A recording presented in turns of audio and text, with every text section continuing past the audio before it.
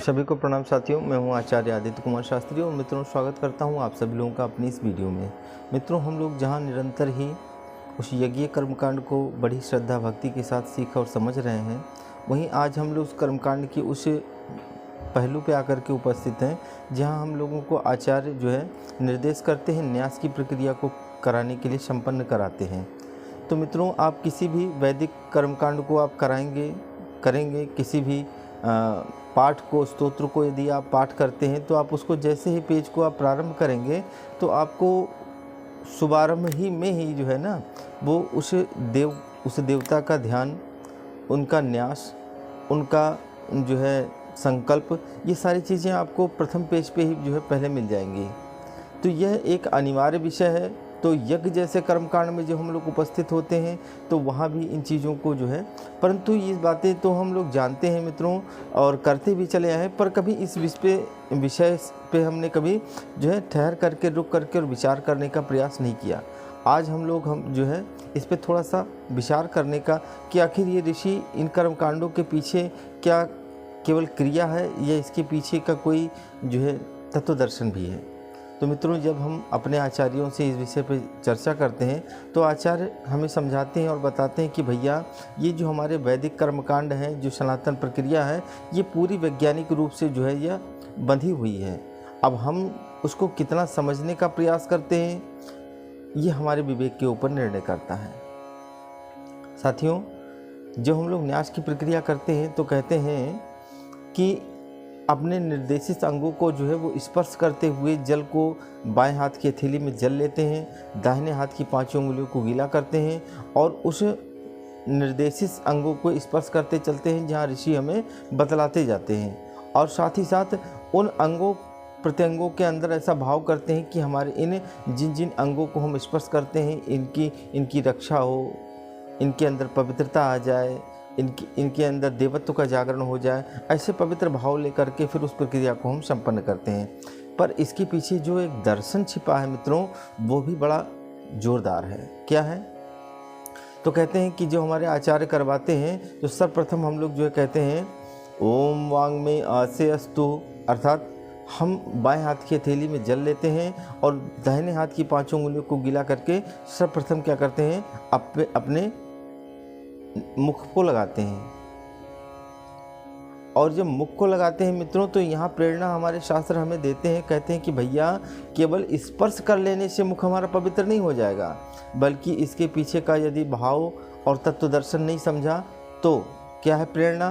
तो आचार्य कहते हैं कि भैया ये हमारे मुख का 2 कार्य होता है मित्रों। क्या? पहला कार्य होता है या भोजन करने का। हम जो है अपने इस मुख के द्वारा जो है अभक्ष्य भोजन कतई ना करें। ऐसा भोजन, गरिष्ठ पदार्थ जो हमारे इस पूरे स्वास्थ्य को, हमारे पूरे शरीर को, पूरे व्यक्तित्व को, पूरे जीवन को विकृत कर दे, क्योंकि शुरुआत यहीं से होती है। इसके अंदर वो सुपाच्य भोजन, वो सात्विक भोजन ही इसके अंदर प्रवेश करने पावे जो पूरे व्यक्तित्व को, जो पूरे शरीर को, जो पूरे जीवन को जो है हमारे सतोगुणी बना करके रखे। तो पहला कार्य क्या है? पहला कार्य है कि अपने भोजन की शुद्धि का यहाँ से प्रेरणा लेनी चाहिए हमको। दूसरा बताते हैं आचार्य कहते हैं कि भैया जितने बड़े विवाद हुए हैं, शास्त्र पुराण इतिहास को उठा करके देखें, कहते हैं वो जिह्वा की वजह से हुए हैं। अगर द्रौपदी दुर्योधन के सामने ये नहीं कह देती जो है कि अंधों के यहाँ अंधे ही होते हैं, तो शायद इतना बड़ा वो महाभारत संग्राम नहीं होता। तो साथियों, क्या है, हमने अपने मुख से जो है ना वो ऐसे कटुवचन, ऐसे अप्रिय शब्द, ऐसे जो लोगों की भावनाओं को, लोगों के हृदय को, उसके मन को ठेस पहुंचावें, ऐसे अपशब्द, ऐसे वाणी बोलने चाहिए कि जो लोगों को अपना बनाते चले जाएं, लोगों को अपना बनाते हुए चले जाएं। ऐसे मीठे मधुर जो हैं, और बहुत ज़्यादा भी नहीं बोलना है, संतुलित बोलना है, कम बोलना है, पर वजनदार बोलना है। ये ऋषि हमें इस पहले प्रक्रिया को जब करवाते हैं तो यहाँ हमें निर्देश करते हैं। आगे ऊपर की ओर बढ़ते हैं तो कहते हैं कि अपने नासिकाओं को हम जो है जल का स्पर्श करवाते हैं, और नासिकाओं को जो हम स्पर्श करवाते हैं तो यहाँ भी आचार्य हमें संकेत देते हैं, कहते हैं भैया ये भी एक प्रेरणा हमें लेनी चाहिए। क्या? तो कहते हैं कि कुछ ऐसे प्राणी होते हैं ना, जैसे कुत्ता है, उसके अंदर जो सूंघने की शक्ति है वो बड़ी ज़बरदस्त है। वो घर के अंदर कहाँ बॉम्ब छिपा हुआ है, कहाँ पे कौन सी वस्तु रखी है, इन चीज़ों को बड़ी आसानी से वो अपने केवल वो सूंघने की, ग्रहण करने की शक्ति जो है ना, उसकी वजह से वो कर लेता है। और परमात्मा ने हमें भी नाक दे रखा है, पर हम अपने उस नाक को जो है, अन्य पशु तो अपना भोजन ढूंढने के लिए अपने नाक को, अच्छी पदार्थों को ढूंढने के लिए अपने नाक का प्रयोग करते हैं, पर हम लोग क्या करते हैं साथियों, हम अपनी नाक को ऊंचा रखने में अपना ही पूरा वो लगा देते हैं। हमारी नाक जो है ना, दूसरों की नाक काटने पे और अपने नाक को ऊंचा रखने में हम अपनी पूरी बुद्धि, अपना कौशल, अपना विवेक लगा देते हैं। अपने अहम को ठेस नहीं पहुंचना चाहिए, हमारी नाक ऊंची रहनी चाहिए। तो भैया यहाँ हमें ऋषि इस बात के लिए समझाते हैं कि अपनी अहम की पूर्ति के लिए हम कोई ऐसे गलत निर्णय न लें कि जो नैतिक नहीं हो, है ना। तो ये नाक के स्पर्श करते हुए इन बातों का हमें आचार्य समझाते हैं। आगे जब बढ़ते हैं तो कहते हैं अपने नेत्रों का। मित्रों, आप लोग श्रीमद् भागवत महापुराण पढ़ें और अनेकों बार आप लोगों ने श्रवण किया होगा, तो ऋषि कहते हैं कि 2 ऐसे प्रमुख स्थान होते हैं जिनके अंदर काम प्रवेश कर जाता है। भीतर जो है काम प्रवेश करने के 2 प्रमुख मार्ग बताए हैं। कौन कौन सा? तो कहते हैं पहला है इंद्रिय में नेत्र है। नेत्र अजामिल की कथा आप लोगों ने सुना है कि उस गणिका को देख करके जो है अजामिल, जो एक विप्र था, एक ब्राह्मण था, वो उसके अंदर जब उस काम का प्रवेश हो गया तो वही अजामिल जाकर के एक प्रख्यात कुख्यात डाकू के रूप में वह परिणित हो गया। क्यों साहब? नेत्रों से हमने जो नहीं देखने योग्य था उसको हमने अपने नेत्रों से देखा। तो यहाँ आचार्य बतलाते हैं कि नेत्र हमारे कैसे हों, तो कहते हैं सिया राम में सब जग जानी और करो हूँ प्रणाम जोर जुग पानी। जो अपनी माता, अपनी बहन और मंदिर में बैठे उस प्रतिमा देवी के जो है हम दर्शन करते हैं, उस समय हमारे हृदय की भावनाएं जिस प्रकार से निर्मल और पवित्र होती हैं, विकृत नहीं होती हैं, वही भावनाएं हमारी अन्य स्त्रियों के प्रति भी हमारे अंदर जो है वो होनी चाहिए। ऐसा नेत्र हमारे यदि सध जाते हैं मित्रों, तो ये बहुत बड़ी साधना हो जाती है।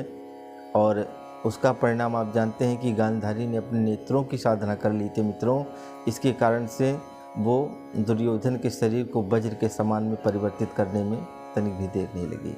तो मित्रों, ये क्या है? ये हमारे आचार्य बतलाते हैं कि हमें अपने नेत्रों का न्यास जब करें तो इसके अंदर हम वही देखें जो हमारे व्यक्ति के, हमारे भीतर के व्यक्तित्व को बिखेरने का नहीं बल्कि उसको सजोने का काम करें।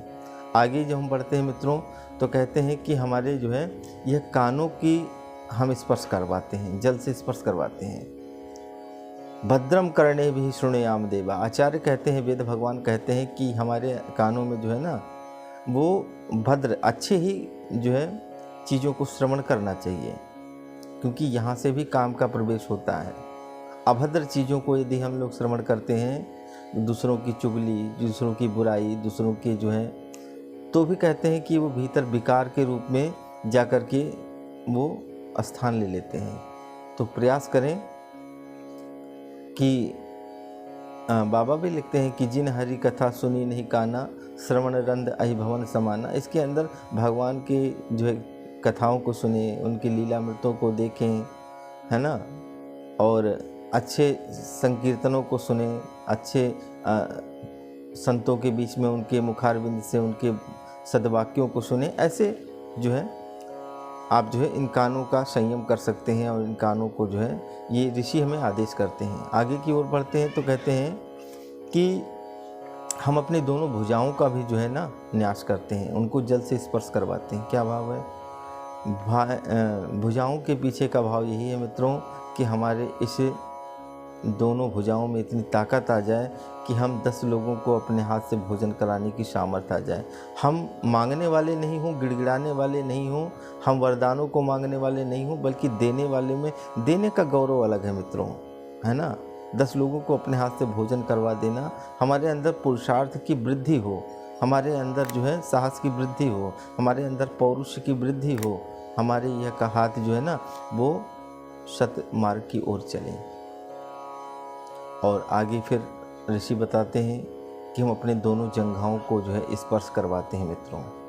जब जंघाओं को स्पर्श करवाते हैं तो वहाँ भी ऋषि यही भाव देते हैं, कहते हैं कि हमारा वेद भगवान कहते हैं चरावेती चरावेती, चलने का भाव जो है ना वो है।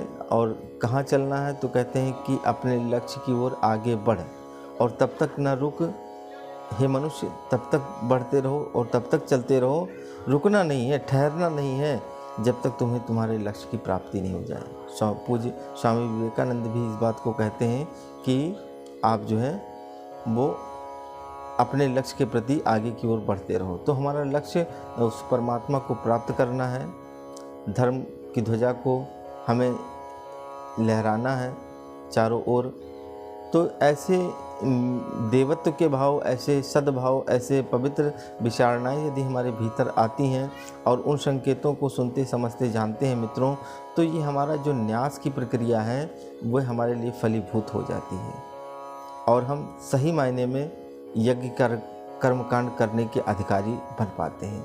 यहाँ से हमारा जो क्रम है वो न्यास की प्रक्रिया के बाद में फिर जो है यह खटकर्म समाप्त होता है। तो आइए एक बार मंत्र भी हमारे साथ आप सभी लोग बड़े भाव के साथ में उच्चारण कर लेंगे। सभी लोग बाएं हाथ की हथेली में जल लेंगे, क्रिया कैसे करनी वो भी देख लेंगे और समझ लेंगे। दाहिने हाथ की 5 उंगलियों को स्पर्श करना है, मंत्र उच्चारण करना है।